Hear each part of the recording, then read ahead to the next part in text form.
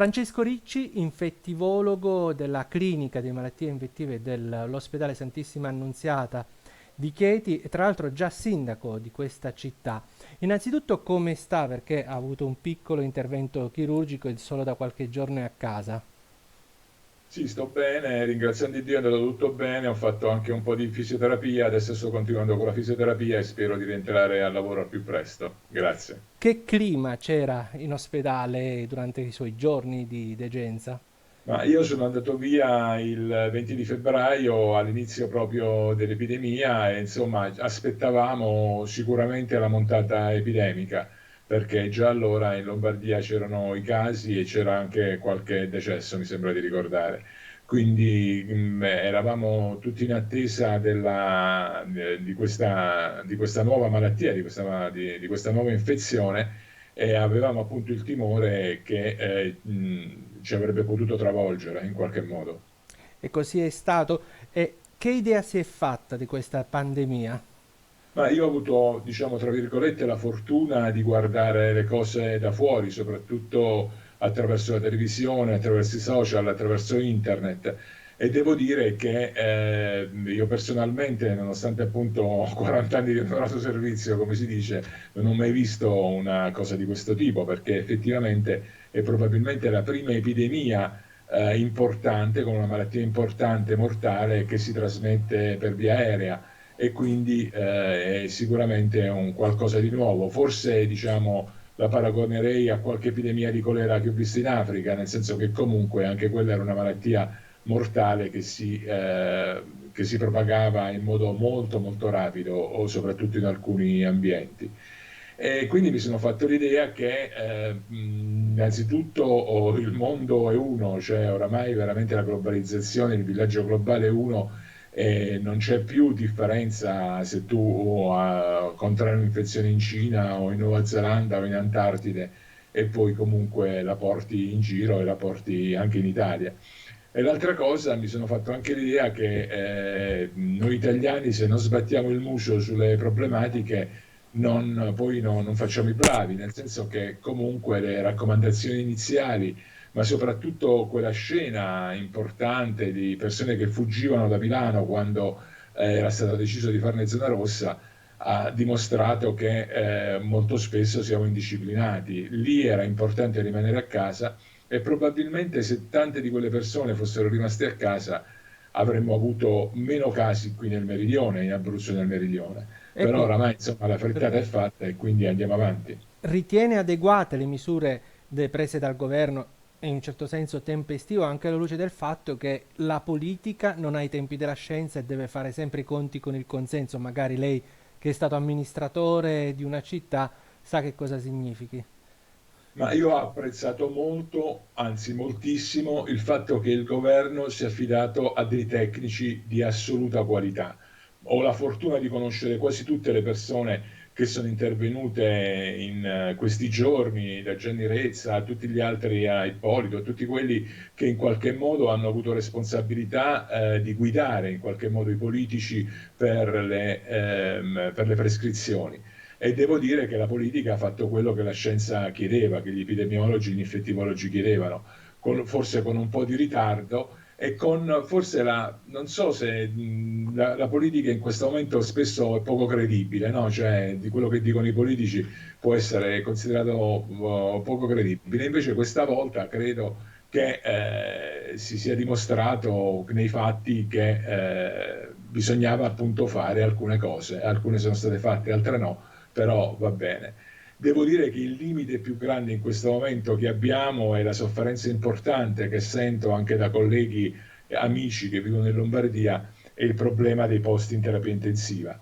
E questo è un problema grande perché molti pazienti sono costretti ad essere, sono seguiti, devono essere ricoverati in terapia intensiva e quindi chiaramente questa situazione di difficoltà della ricerca dei posti crea chiaramente un po' di angoscia agli operatori, ma anche ai malati, Ecco, chiaramente, lei si è perché sentito con i suoi colleghi dell'ospedale di Chieti in questi giorni? sì, ci sentiamo, facciamo parte anche di un gruppo WhatsApp, chiaramente come tutti, e quindi ogni tanto ci scambiamo qualche riflessione, qualche C'è confronto. Io paura devo o ringraziarti l'adrenalina è sempre altissima?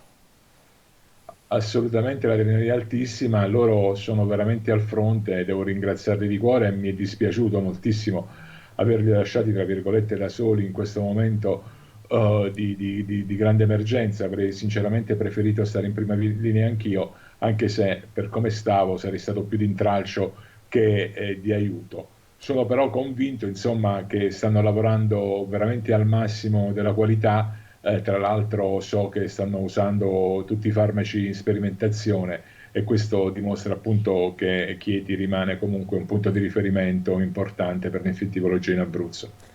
Senta, dottore, alcune curiosità, domande. Perché è la Sì. fascia più anziana, la più vulnerabile, perlomeno stando ai numeri di questi giorni, di queste settimane?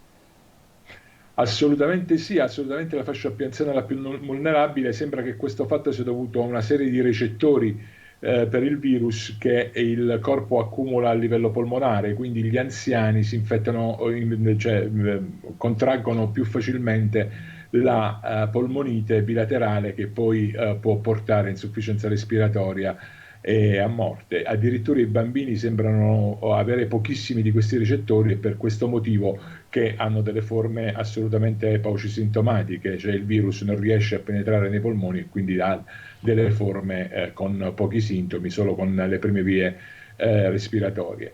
D'altronde il problema della debolezza anche del sistema immunitario degli anziani, è chiaro che il sistema immunitario di una persona di 70-80 anni non è il sistema immunitario di un giovane di 20-30 anni e quindi chiaramente la risposta immune di queste persone può essere sicuramente meno efficiente rispetto a quella dei giovani.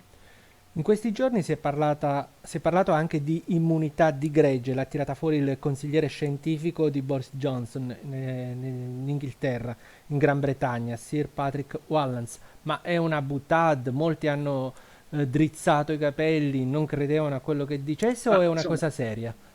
non è una buttata, nel senso che comunque l'immunità di gregge è quell'obiettivo che ci poniamo sempre quando facciamo delle campagne vaccinali. E per adesso io ho sentito sinceramente, sempre in questi 40 anni di una carriera, l'immunità di gregge è soltanto attraverso i vaccini, mai attraverso una malattia. Nel senso che io provo a immunizzare la maggior parte della popolazione, o perlomeno una percentuale alta della popolazione, in modo di proteggere anche quelli che non sono immunizzati e questo ci si riesce appunto arrivando a immunizzare il 60-70% della popolazione. Ma questo è stato sempre fatto con i vaccini fino ad oggi, non è mai stato fatto, che io ricordi, con le malattie. Succede, diciamo, spontaneamente con l'influenza ogni anno, però molta parte della popolazione viene vaccinata, per quello si riesce ad avere un'immunità di gregge significativa ed efficiente. E quindi io credo che se ho sentito anche che in Olanda vorranno utilizzare questa metodica, se faranno o se pretenderanno di avere immunità di gregge con le infezioni e quindi con le malattie, pagheranno un costo sociale di morti elevatissimo, mostruoso. Senta, si parla anche molto di picco. Perché è importante conoscere il picco di un'epidemia, in questo caso nel nostro paese, di una pandemia? Perché per la scelta che abbiamo fatto noi, cioè quella di evitare il contagio, quella di restare a casa e quindi evitare il contagio e quindi far sì che meno persone si infettino, una volta raggiunto il picco e quindi conosciuto il picco, se si riducono appunto le infezioni, vuol dire che tutte quelle che sono le prescrizioni che sono state date, tutti quelli che sono i comportamenti attuali sono positivi perché si riduce il numero degli infetti e quindi c'è la possibilità che si freni l'infezione e quindi si può vincere questa battaglia. Però non devono diminuire i presidi. Bisogna... Assolutamente no, nei presidi, nelle prescrizioni, assolutamente. Eh, diciamo che potremo essere liberi quando non ci saranno più casi, non quando il picco comincia a abbassarsi. perché comunque sia quando il picco, cioè quando si passa, quando si scollina, diciamo, quando si va verso un numero inferiore di casi, si va verso un numero inferiore di casi, il, C'è ancora da fare. bisogna insistere per evitare nuove infezioni. Bisogna insistere con le prescrizioni per evitare nuove infezioni. Bisogna stringere i denti, farsi forza e soprattutto restiamo a casa. Sì, sì, secondo me è questa è questa la via, cioè noi dobbiamo, in questo momento bisogna avere molta pazienza, armarsi di buoni libri, di buona televisione e cercare appunto di vivere il tempo nel modo più utile possibile per non annoiarsi, perché siamo appunto costretti a stare a casa e nel contempo però evitare appunto che il contagio si propaghi, perché questa è la strada che abbiamo scelto, secondo me molto giustamente, e questa è la strada che va perseguita nei prossimi giorni. Grazie dottore, buona riabilitazione, buona ripresa. Grazie, grazie, grazie molte. Io insomma veramente vorrei fare un appello a che la gente si armi veramente di pazienza e che rifletta anche un po', perché secondo me questa epidemia ci permetterà anche di riflettere su quelli che sono i nostri modelli di sviluppo e anche i nostri modelli comportamentali. E quindi forse ci può permettere anche di ripensare a un rispetto maggiore dell'ambiente e della nostra terra.